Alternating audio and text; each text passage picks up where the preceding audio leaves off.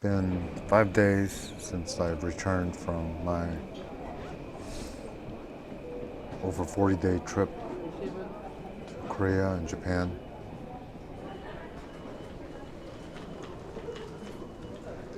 I've done a rough spending analysis of it. Found I've spent in the neighborhood of $20,000 over 40 days.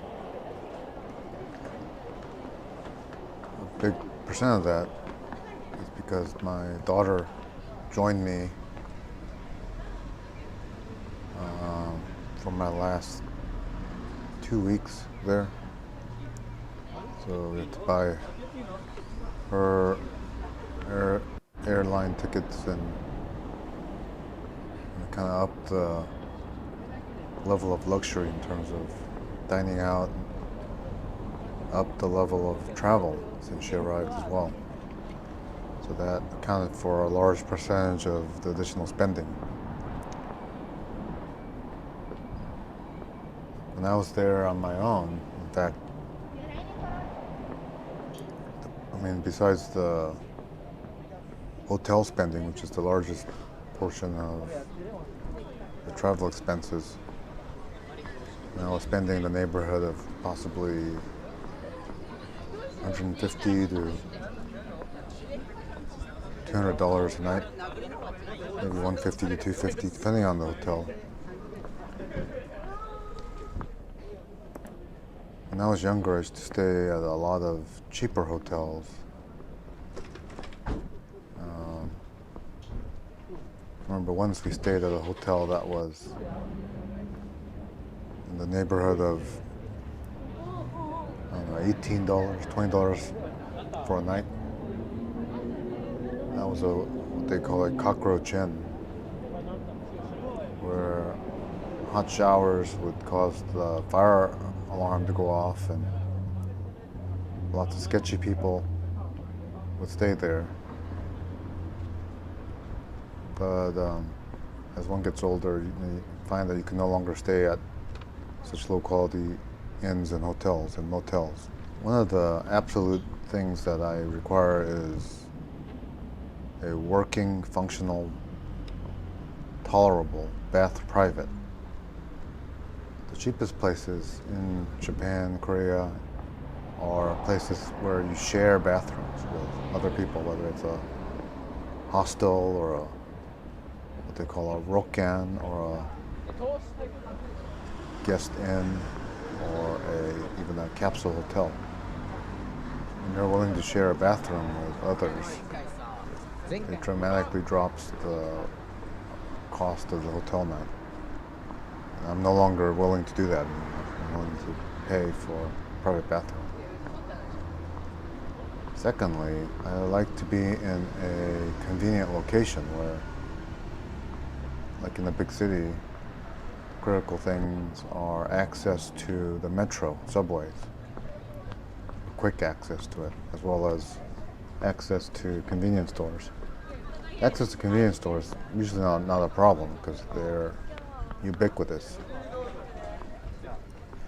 Also, I like to be in the proximity of areas that I would like to visit or I would like to be around, whether it's due to attractions or safety or proximity to other things, like I mentioned. All that in addition to having decent enough ratings. I don't like to sign up with a hotel where the ratings are absolute trash by a number of people. Generally, the ratings are somewhat jimped by the hotel chain and by the companies, but when you have hundreds and hundreds of ratings, and if you look at just the lower tier ratings and read why they weren't happy with those chains, you can get a good gauge on what the issues and problems might be at that chain. And just as for products, it's the negative ratings that are far more revealing than the positive ratings. So using things like that, I like to I found that I'd like to stay at least a 3 to 4 star hotel. And having done that, the spending and hotel charges, which were probably 80 to 90% of my expenses this time, were in the general neighborhood of $8,000 to $9,000 for 40 days. It seems like a lot, but I think it's weighed down by a couple of 5-star hotels I stayed in. If you took that out of the equation, I think the total cost would have been suppressed quite a bit. Perhaps in the neighborhood of 5,000 to 6,000 maybe over 40 days. That's probably what I would have spent if I was by myself the entire time. So let's call it 5,000 over 40 days, about 125 a night. That sounds about right. Spending on food was really not exorbitant at all. Did eat at buffets like 6 to 7 times. If you took those out, the spending on food was next to nothing, really. Souvenir spending also was next to nothing. Probably spent less than $100 or so on souvenirs. That was so worth buying during my trip.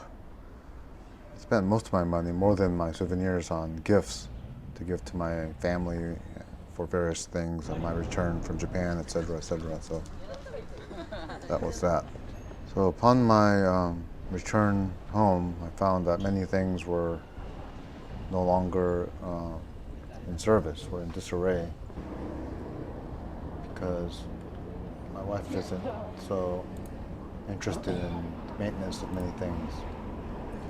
So I had to spend a lot of days upgrading my computers, my camera systems. There were a few things that were in disarray, like my locks and my front door locks. The battery had run out, or was running down on it. I had to replace that, reprogram some things, but overall nothing too bad. But in the first few days after I returned, we had a big electrical storm during which our power went out of our house for the first time in the past year. So I was able to use my EcoFlow Delta Pro and 2 extra battery setup for the first time, attached to the double hub voltage system. We were able to power the whole house for a couple hours, at which point the power went out again. And I went down to investigate. I found that my upper Delta Pro had died for whatever reason. I suspect from a surge requirement from the air conditioning systems coming in. I chose to keep the HVAC unit running, the heating system running, during the storm, just to see if it would be able to tolerate it. I guess it does not. Or whatever the cause was, one of the Delta Pros went dead.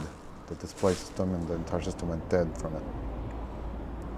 So now in the process of needing to return that for warranty replacement. Frustratingly, they indicate to me they'll just give me a replacement with a refurbished unit, when I purchased this unit new for about $3,000 from Costco. So that's a loss. And it makes me lose confidence in the entire EcoFlow ecosystem, really. I guess henceforth, for power outages, I will make sure I turn off at my circuit breaker the HVAC unit at least. Turn off the HVAC system, the washer and dryer system, and my range. My 200-volt systems, basically. Hopefully, by doing that, I can avoid such catastrophic failures in the future. I have taxes coming up in the next month, I believe. I'm just about ready to file, waiting for my final 1099 forms to come in, at which point I can file taxes. I'm hoping that Biden Clean Air Act will allow me to take off up to $2,000 for the EcoFlow system, which will make that $10,000 or in the neighborhood of $10,000 price of the units more palatable. So I also, when I came home, I had to do major water filter maintenance on my, what's the name of my water filters? Anyway, I had to change out the activated carbon, DI mixed resin bed, my pre-filters, and I've gotten it up and working again. So except for that, everything else was generally adequate, and I returned.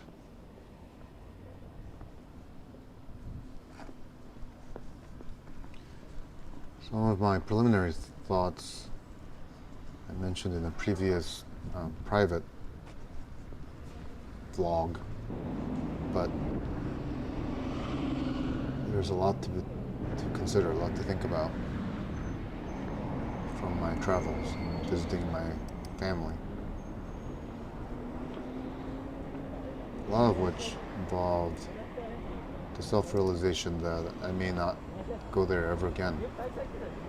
There may not be too many reasons to go there ever again, except for maybe recreational travel. There's not a lot left for me there anymore. After 40 days of eating Japanese and Korean food, I found myself strangely growing tired of it. I think the diet I've accommodated to in this country, the US, is the diet for me, and is the type of food that I'm more comfortable with. There's something to be said for exotic eating, for different style eating, for novelty eating, but in the long run I prefer the type of food I have available to me in this country. If you look at these travel vlogs by Zoomers and YGens, they're focused almost entirely on the eating experiences. It's like that's all there is for them in the travel. The eating part of it is interesting and can be delightful at times, but it was strangely wearisome, strangely uninteresting after 40 days of it. I think the overall experience of walking around Japan and Korea is not that novel or exotic to me personally as one of these people actually. A lot of it does involve dredging up old memories of when I was a child there, as well as of my previous travels there. Comparing my previous travels there, my previous life there, with how things have changed, modernized now. But that's not quite in the same realm as viewing everything as shockingly exotic. Because really, everything is not so shockingly exotic for me personally. The people are just as I am, I guess. They are like me. So people are probably the most exotic part of that travel experience for people who are not of the Northeast Asia extraction.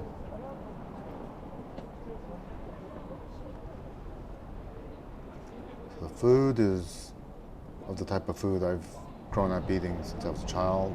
People are similar to the type of people I've seen and grown up with as a child. The city is modernized, but of the density, of the population density, and of the general experience that I recall from my past. So overall, what is there for me? Just to recall those past memories and I guess relive some of it. Besides that, it was just a matter of ruminating on my life now, and how my life changed when my parents relocated from my life there to here, ruminating on my family, and my fate, and my destiny. Because that is the value of the travels back there now. Because again, how many times, how often do I need to do that to to enrich my life, to provide something of substance to my life. I'm not so sure about that. So overall, I'm satisfied to have returned, to be home now, to be comfortable again now, to be more comfortable now. The biggest thing of travel that is discomforting is the need to constantly move out of your room if you're in a hotel room, to allow them to clean it. It's uncomfortable to need to always have to think about, oh, how am I going to get my clothes laundered? To constantly worry about my digestive health, for instance. It's kind of annoying. So it's good to be back. The travel back home was very smooth overall, except for one issue when we hit Logan International in Boston. That Boston airport is run extremely poorly by that administration. They staffed the customs desks with just one single customs official to accommodate all of us coming back, hundreds of us people in line. So that was a very long, hour-long, more than an hour-long wait to get processed in Logan International. Then, once I got there, I got detained as a suspect in international terrorism once again. It's like the third or fourth time this happened to me. Apparently there's a guy with my similar name and very similar appearance who is a suspect in some major international incident or whatever. And I'm always constantly being held over and detained by officials, which delays my intake back into the U.S. by an hour or more each time. This time I almost missed my flight again. I missed my flight once before at Boston Logan International. But this time, by some miracle, our flight was delayed almost an hour, and therefore I was able to catch my plane, just even though it was at the last moment. Except for that, there was no lost luggage. There was no major other incidents on my way home. So, despite the warnings of air traffic control disarray due to DEI efforts, pilot collapses and disarray due to DEI efforts, and the vaccination project of 2020, everything went fairly smoothly in our travels, transport-wise. One dramatic difference you notice is that the transport systems, the administrative systems, the logistics run incredibly efficiently and smoothly in Korea, throughout Korea, and then Japan, throughout the parts of Japan I traveled in, compared to the very poorly run, inefficient systems of the United States. The United States systems are run slowly, inefficiently, and stupidly, visibly stupidly, whenever I see it. And this is likely due to the diversity and inclusion efforts by this ridiculously stooged, politicized government of ours. So that makes me worry about the ongoing collapse and ongoing deterioration of our country. But at my age of 56, my limited decades left to live, perhaps I'll be able to tolerate it as I collapse into my death.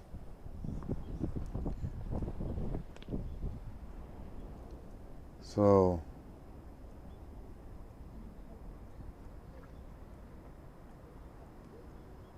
these are just some of my ruminations and thoughts as I complete my sojourn to my home country as well as to Japan. So I remember, and I'll have to keep remembering that, toward the end of my stay at Japan, I was remarkably relieved to leave that country. That to me at the time seemed more hostile and less welcoming to me, but it may just be that I was getting wearied of travels. As I think back, it was actually a fairly hospitable, fairly easy to navigate country overall. Fairly livable country with few problems, many pros, despite its many cons as well. Cleanliness, crime-free, orderliness, efficiency, generally low cost, affordability of Japan makes travel in that country a delight. In fact, the majority of the issues and problems I had noticed there was from overcrowding. A lot of it overcrowding from over-tourism, from non-Japanese people. So the behavior and the actions of the Japanese people themselves were not much of a problem, really.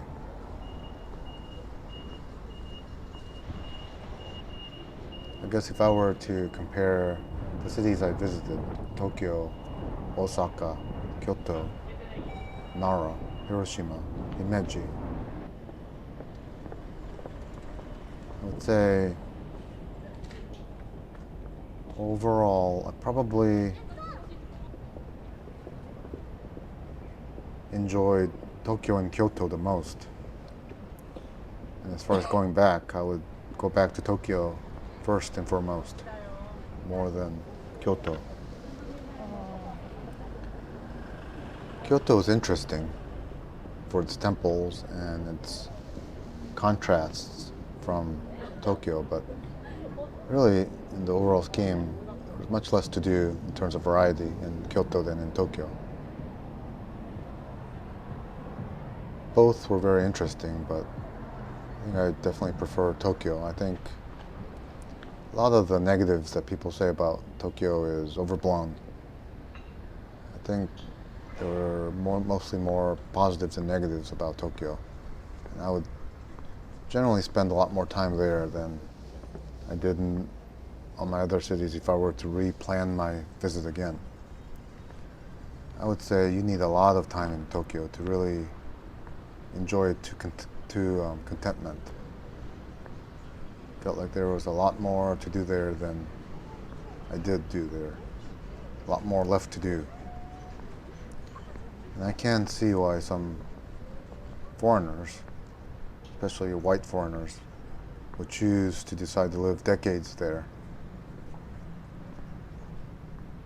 I don't know that I'd want to live decades there, but I can see myself learning the language better to the point of much better comfort and ease and travel and navigation of that country.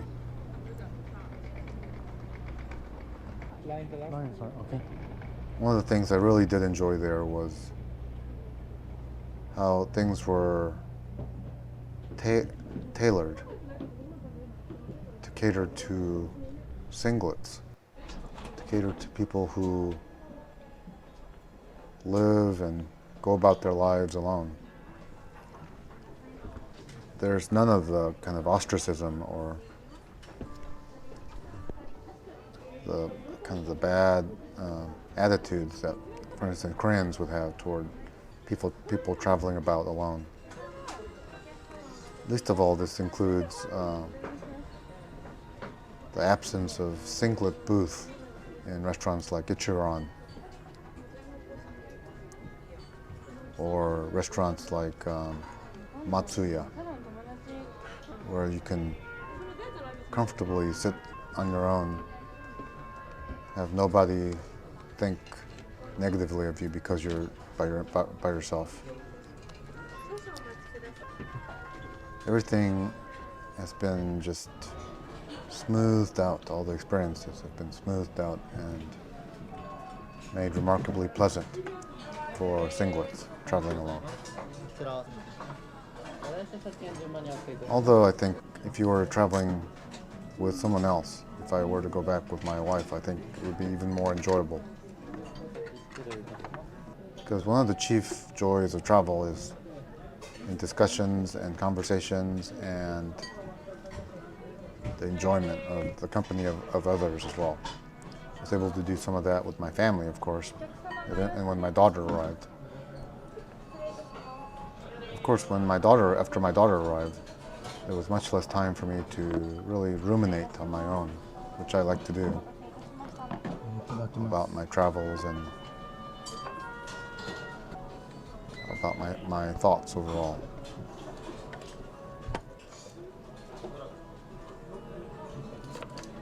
So I think if I were to have the opportunity to do this again, to travel on my own, I think I'll gladly choose to do so again. Especially in as safe a country as Japan or Korea. I don't know if it's as easy to navigate an unsafe country or a less safe country.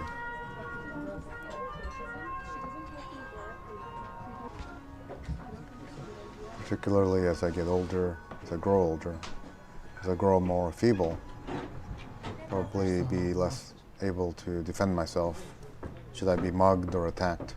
But at this time, in 2024, I still feel somewhat capable of being able to at least moderately defend myself from attack. One of the incidents in Osaka, as I was walking down the arcades of those like Dotonbori areas, there was this drunk man who was kind of oblivious of his surroundings, and I puffed out my chest, almost out of fun. And we bumped, and I body checked him fairly hard, and he took offense at that. And I was immediately more than willing to fight, but then I found the whole incident humorous. At the time, I was thinking, oh, if he wants to fight, I'll be glad to fight him. But I'm sure in the future, when I'm older, such things would be ridiculous and impossible.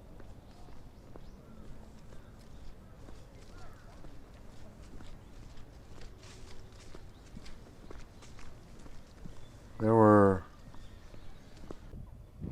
some things that I wish I had done to a small degree, but didn't do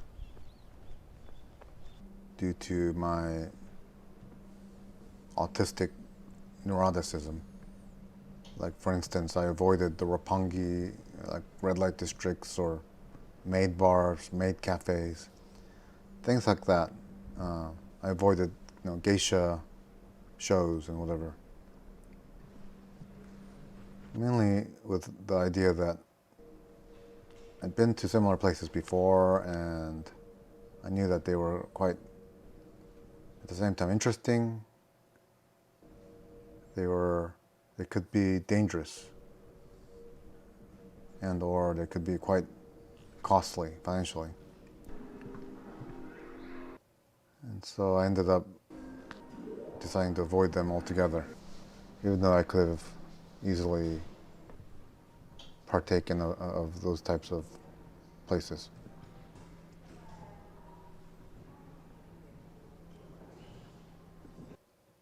Overall, one of the things I'd say I enjoyed the most, besides taking in the sights and scenery, taking in the anthropology of travel. People watching, probably one of the major interests of travel. So after my days there, I think I've grown much more comfortable with crowds than I was after years of just being holed up by myself at home. So you do have to get used to it, but there's a certain exhilaration to crowds. It's a kind of comfiness to the crowds. Just as being alone, utterly in solitude, gives you like a Zen-like comfy feeling. In the same way, when you're in just a horde of crowds, not just a handful of people, but hundreds, thousands, tens of thousands, hundreds of thousands of people, there's a difficult to describe comfiness to that setting, because when you're one among hundreds of thousands of people, people are much less likely to stare at you, to target you, to single you out, no matter what you look like. In the same sense, people are much less likely to bother you when you're just one of hundreds, tens of thousands of people streaming past. So being in a crowd of that many people is almost the same as being all by yourself. And this paradox is the secret to why people who live in megapolises like Tokyo and London and New York City can often find themselves extremely lonely. So there is loneliness in crowds as well as in solitude. And this is something I've known before, but again, reiterated, re-emphasized this time during my times of solo travel. Even though I can't really say that any time while I was traveling I felt lonely, but I can see how someone might feel that way.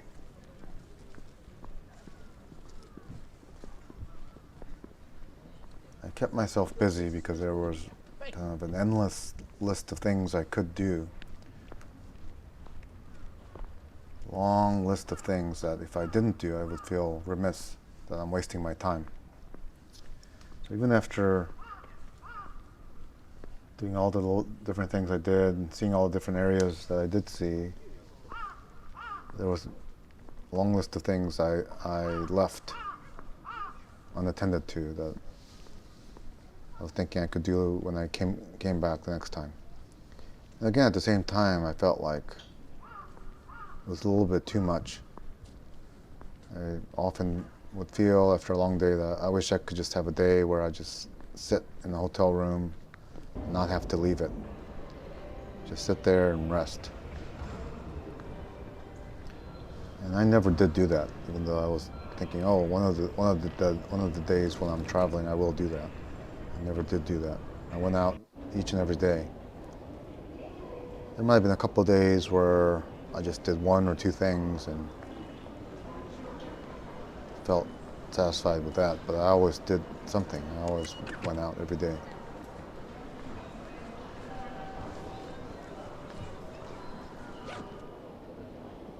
And so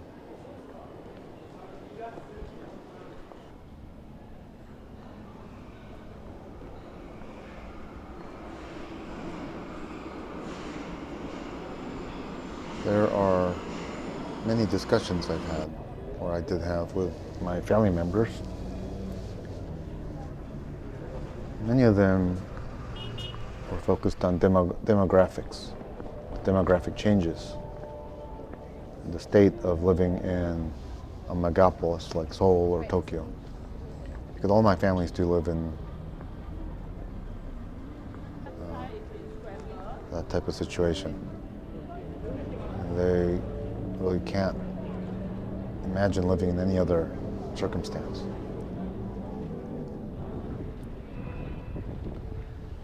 You can get accustomed to anything, but people who live in cities feel that mode of living superior in every way to every other mode of living, except for a few vacations in a year. where they might seek a more peaceful environment, like the mountains or the beach or whatever. If you have the means to have access to a serene vacation at the beach or the mountains, they would tend to feel that living in a big city is the ideal situation, the ideal baseline, from which you have the most numbers of options and possibilities.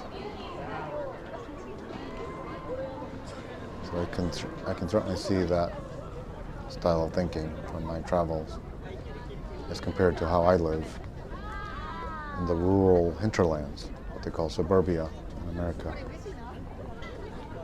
A type of living that most of my family members could not imagine living in. But one can get easily, I think, accustomed to living in suburbia. The quiet, the serene, the uneventful, the unexciting life of living in suburbia. I think just as easily as living in a big city. Particularly if you're introverted, like I am, a bit autistic, like I am. It would seem that this is the preferred mode of living, as opposed to living in the crowds and hordes of people.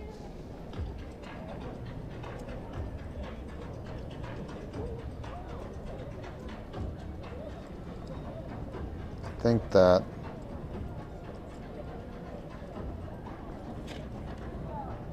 at this point in my life, I will never choose to live in a city.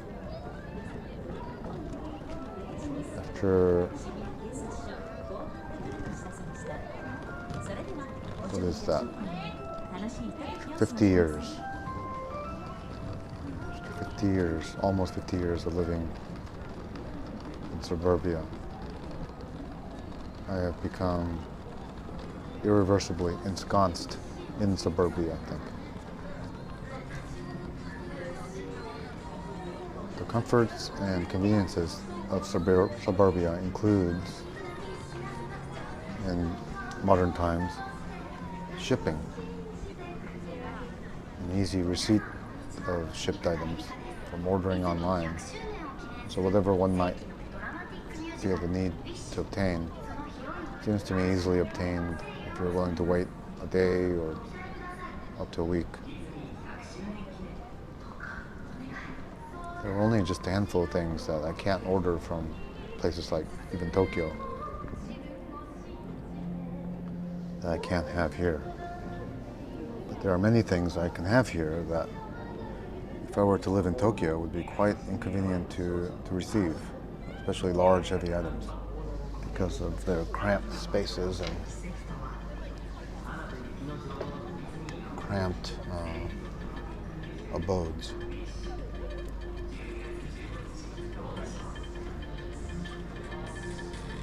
I think living in suburbia, a rural type suburbia as I do, is far cheaper as well. Therefore, far easier to retire as I have early into. One of the very interesting things I confirmed for myself while I was there is that most people my age in Japan and Korea are not just encouraged, but sometimes mandated to retire anyway. So I found many people my age going about their day,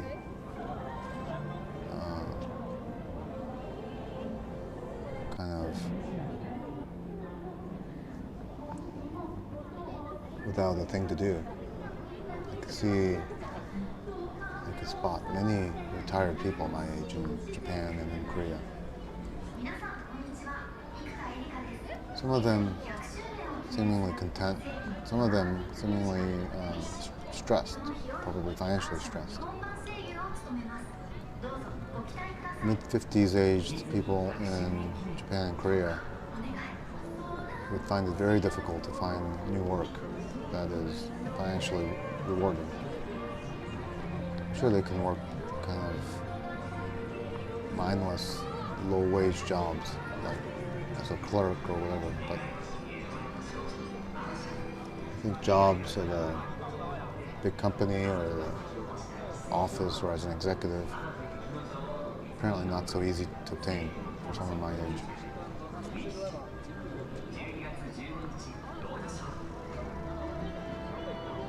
And so that was a bit of a surprise at the numbers of people my age I saw meandering about, drifting about aimlessly, just as I was.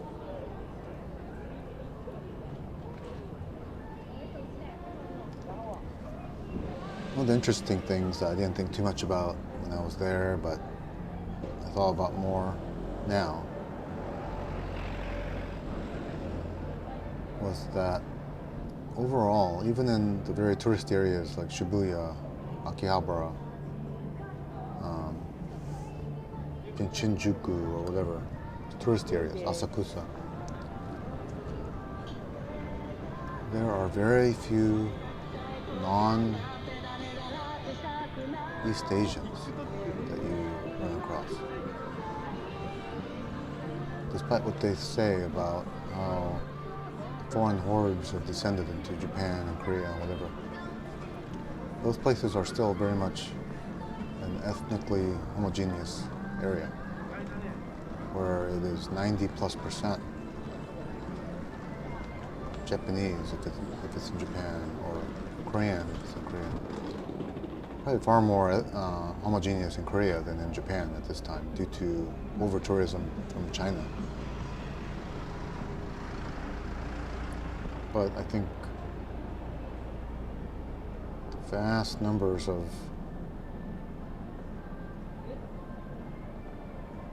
blacks and white people touring about or living about in Tokyo and Japan, I think is somewhat overblown.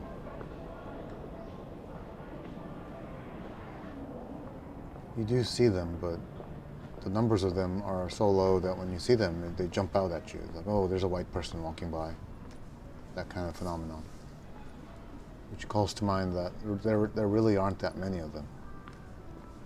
Often when I see them, they often look lost or shocked. I see them staring about,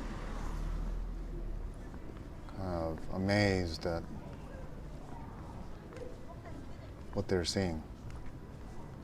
I'm sure it all looks insanely exotic to them. Everything from like discount stores to just crossings to the buildings. Everything there is quite different, not just in the bright blinky lights in the stores and how restaurants and the logistics of travel and traffic works, but even the fauna was different. The trees are quite different. These huge, magnificent Zalka trees that you don't see really anywhere else. The ginkgo trees everywhere. The grasses, the weeds, all quite different. The birds that you hear overhead are extremely different. Their calls, their caws and quacks and honks are utterly unfamiliar compared to the bird calls in the US, for instance. The cars travel on the wrong side, as they do in the UK, in Australia, I guess. The writing, the lettering, the pricing, everything is different. Behaviors are different. Services, everything moves quickly and efficiently. There's no time to wait. They don't give you time to ponder as much as the US. There are far fewer people just loitering and just kind of strolling slowly as they do in the US. Everyone seems to be quickly and efficiently going on with their day, moving on to their next place that they're trying to go towards. There's no delay. There's no kind of stupidly sitting in place or kind of walking like sloth, as they do in the U.S. All of this has to do with ethnic homogeneity. Most of it has to do with that. Both Japan and Korea is just a very different place. And though I can get used to this, I can see the shock of this registering on the faces of the few foreigners I see, particularly the white people, the black people, the South Asian people. When you do see them, they have this look of just being dumbstruck, thunderstruck by, I'm sure, these types of things. But particularly, probably the speed of motion of the people there. Now that's something you don't see in visiting, Central America or even Europe, I don't think. Although things move rather efficiently in London, for instance. It's nothing to the degree as in Japan and Korea. To me, I very much delight in and enjoy that efficiency and the speed of motion, the speed of movements, the speed of decision making of all the strangers about me. And it gave me a sense of, yes, this is the way things should work. It's one of the things that make me pine to live here, to live in Japan or Korea, more than really anything else.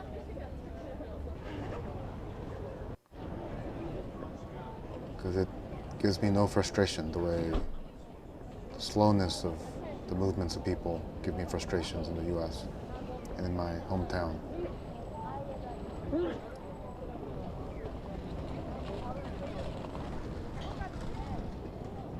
There's also a beauty. There's a beauty in the megapolises. Not just in what they used to call the neon lights. The lights are, of course, just about all LED now. There's a beauty in the cacophony and the rainbow extravagance of the LED lighting all about you. The beauty and the commotion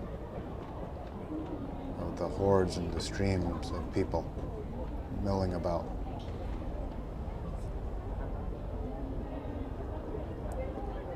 That's the type of thing that can cause this sense of comfiness.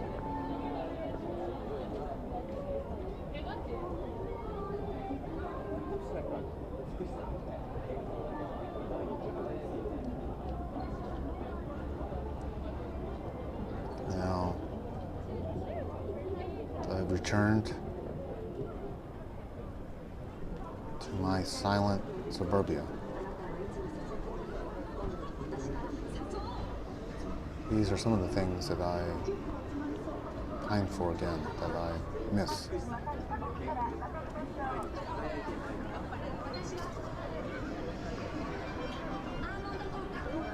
Some of the things I missed about my silent suburbia included the heightened ability to ruminate, which I like to do. The ability to just rest and go about my day in leisure without the interior urging to, you need to do this or do that in your limited time left to travel.